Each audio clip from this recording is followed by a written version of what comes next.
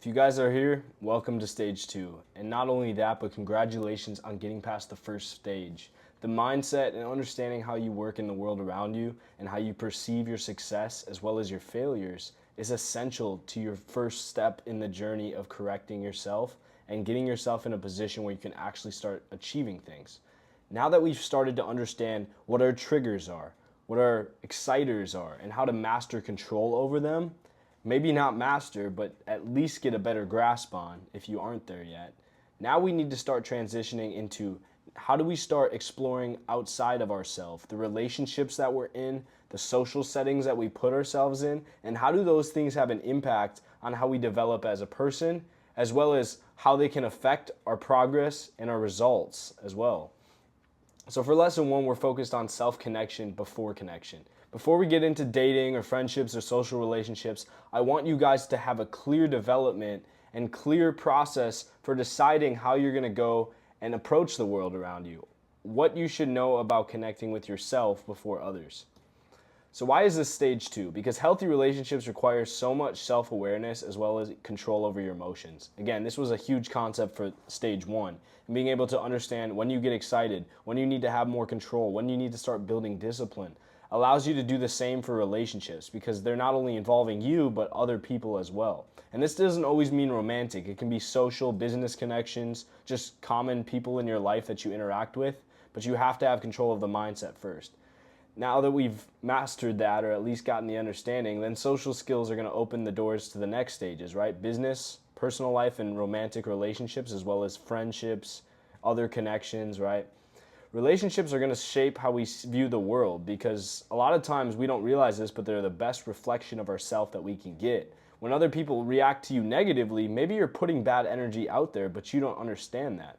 Or maybe when they're reacting really well, but you're feeling like, you're not being social or anything, maybe you're not in the best understanding of the image you're giving to other people.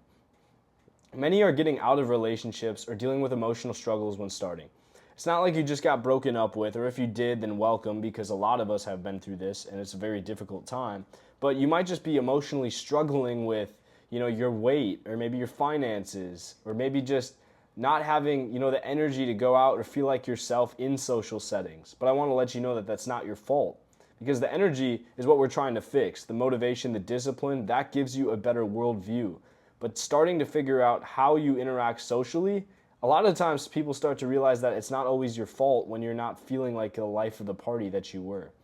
And finally, understanding how and when to connect will be essential for business later down the road. But I want you to also use these for your personal relationships or romantic relationships so you can have a better understanding of that too. So the first concept I want to break down, independence. We think of independence like, the 4th of July or like major points where we celebrate being separate from other people. But independence isn't just, forcing everyone away. It's also building resilience and self-reliance. You can't give anything to other people until you are the best version of yourself. And having the ability to separate the needs of yourself from the duties of others, right? Because sometimes we put our other people too much at the forefront that we forget to take care of ourselves. You think you a lot of times are this sacrificial lamb and you have to take, to be able to give to everyone else, you have to take it all out on yourself and deal with all the pain. But that's not the right way to do it. You have to build yourself and other people at the same time, and there's a right way to do that. But it comes from knowing when and how to interact with people so that way you respect both of yourselves at the end of the day. But why does it matter? Being comfortable first, alone, empowers relationships with others. So being able to be comfortable with the person you see in the mirror and who you look at every day is going to be vital to understanding, how and what image you're giving to the others that you connect with. And finally, self-connection is the foundation of confidence. When you know who you are and what you are and how you can handle situations, that's basically all the ingredients you need to be as confident as possible, which again gives you all the success you want in the world. So why does self-dependence matter? Again, independence, aka self-dependence, because you don't need anyone else to be dependent on. If you're dating or single, neither will be made better unless you become a better version of your current self. So again, a lot of you are in this community for maybe you're going through a breakup or a hard time romantically and you're like, I need to get my shit together. But at the end of the day, I won't want you to be focused on dating at all. I want you to be focused on the lessons that you've learned from your relationships because that's going to affect and really make a judgment on what you do from this point forward. So unless you actually become a better version of yourself, how do you know that the relationship you're in is your fault, the other person's fault, or maybe it's nobody's fault, but maybe it's not the best thing to be in at the moment? You don't know what your current self even is. And again, the mindset helped you get there, but until you've actually passed through this entire course, you don't know who you are and if the relationship you're in or not in, the situation is going to be the best for you. You can't carry the load for others if it comes back to haunt them. Like we mentioned before, right? You can't put yourself, in a position to serve others if you're really just costing them because they have to worry about your health as well. Sacrifice doesn't mean burdening others, but truly lifting a weight off their shoulders and not having them look back to make sure you're not struggling too much. And overlooking yourself at difficult times and equals a need for reflection, which creates growth. So this is the process, right? If you overlook yourself too much and you do too much for others and you think you're doing a service or you're helping other people, at the end that's going to make times really hard for yourself and you're going to start struggling because you're doing everything for other people. And maybe you're not focusing enough on yourself. And that creates you having to reflect to figure out what to do better. And that's why you're here in this community. You're starting to reflect, you're starting to understand the things you're doing wrong. And if you can't see with the camera, that equals growth. So solitude. Solitude's kind of like independence. We're going to break through the different definitions of these concepts later, but your life is difficult. I want you to know that. Everyone's is, though. And we don't ask for it to be easy because we want all the ups of life, which means all the downs as well, and embracing the struggles. That's the mindset that we've talked about. You think rising to the top is enjoyable, but there's a price. I've seen interviews with Elon Musk, famous entrepreneurs, and they're like, you probably don't want my life. You think you do, but you actually don't. Because you don't see how I sleep alone most nights, or I'm up till 2 a.m. figuring out a problem.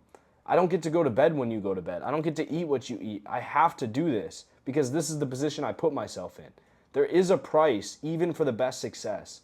The most successful people are often the loneliest, and to be the exception, you're not going to be like everyone else. You're going to be sitting there all alone wondering why nobody has joined you on this mission to the top, but it's because you chose to be unlike everyone, so nobody can relate to you a lot of times. And again, it's going to present opportunities to test your will, but I want you to be comfortable with that person that is separating themselves from other people, because that is how you truly thrive. If everyone reached that potential, the world would be a great place. So embrace your journey. How do you build comfort in solitude? Well, you have to start reprogramming your mind. The first way to do that, as we talked about in mindset, is understand that it's malleable, that you can change things. It's a growth versus fixed mindset. A fixed, right, again, believes abilities are static and they're going to avoid challenges. They're going to say, well, I can't control that. I can't control the bills I pay. I can't, work on myself. I don't have time to work out. I have kids to deal with. I have a relationship to deal with. I have struggles that Caleb doesn't have or that Johnny doesn't have. But everyone has their own struggles. Everyone's life is difficult. And so a growth mindset sees the abilities as flexible and they embrace the challenges behind them. They look for comfort in finding the solutions to problems instead of just comfort in other pleasures that are short-term in this world and don't actually solve their problems. But I want you to think, what option do you often take? Hopefully mindset was very eye-opening to that for you. Now we need to talk about self-reflection and the importance of that in comfort and how we actually become comfortable with that person. Because too many times, right, you guys don't actually look at that person behind the mirror. And I think a lot of times you're too scared even to do so. And so you look for these social settings and relationships to escape reflecting yourself. But I want you to realize nurture is always going to be greater than nature. The way you train yourself, especially your subconscious, as we talked about the iceberg in mindset, being able to understand that the way we train and the way we grow and the way we choose to interact with the world is always going to be better than the way we're born or the way we think things are for us. You can train the subconscious mind. You are being tested, and learning from the test makes you stronger, right? You've heard this a million times, but it's so true. Again, we've talked about doing the voice memos or writing in the journal. That helps you understand the lessons, right? Because you document your problems and the outcomes for those problems, which teach you lessons because you understand how to solve those problems and also why those problems are important in your life and for your development. And those challenges, right, develop the traits that you can see on the back end.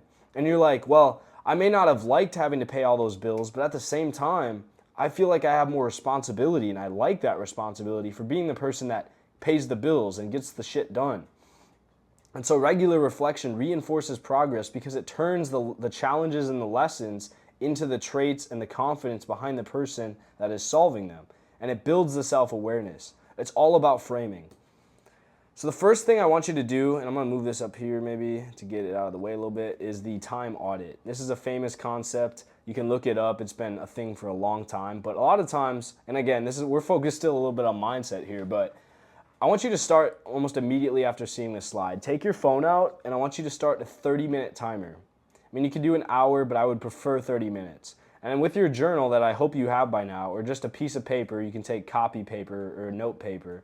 Every 30 minutes, I want you to keep doing this. Don't do it while you're sleeping, obviously, but during the day when you're awake, every 30 minutes, when the alarm goes off, hit snooze or whatever, so it restarts, and then write down exactly what you were doing when it went off and be completely honest. Were you scrolling on your phone? Were you scrolling on social media? Were you eating? Were you taking a dump? Were you in the shower? What was it that you were doing?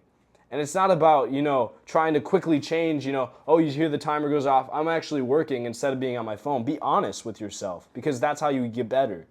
So again, write down just a sentence. What were you doing? Were you on your phone? Were you, talking to somebody? Was it work, truly? Or was it wasting time? Because when we collect clear data, and you're not lying about what you were doing. If you were actually working, a quarter or a half of the time, then that's going to be really great. It's going to tell you a lot about how much of your day and how much of your average time you're spending doing work activities.